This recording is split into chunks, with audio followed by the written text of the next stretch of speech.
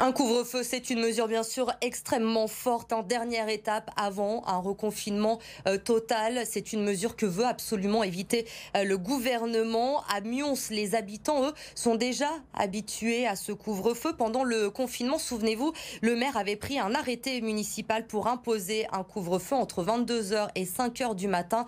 Retour sur cette expérience ce soir avec Jérémy Pain. Le couvre-feu, les habitants de Mions l'ont déjà expérimenté.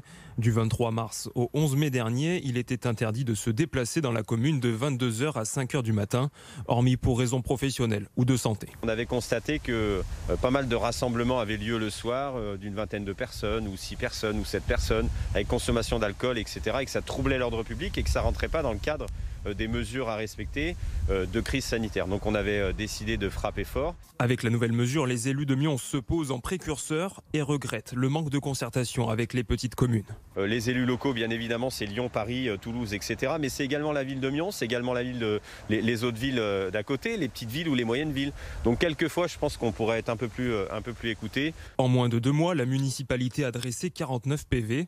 La mesure, jugée politicienne par certains, n'avait toutefois pas bouleversé la vie des habitants, déjà tenus au confinement. Mions, c'est toujours une ville assez calme, donc il n'y a pas de très gros changements, couvre-feu ou pas, à 22h, c'est très calme. Il n'y avait pas eu d'effet, on va dire, majeur qu'il y ait un confinement à Mions, parce que les gens étaient déjà confinés et qu'à partir du moment où les magasins étaient fermés le soir, effectivement, il n'y avait pas utilité à sortir. Dès samedi, à Mions, le nouveau couvre-feu devrait impacter plus durement la vie sociale et les commerçants.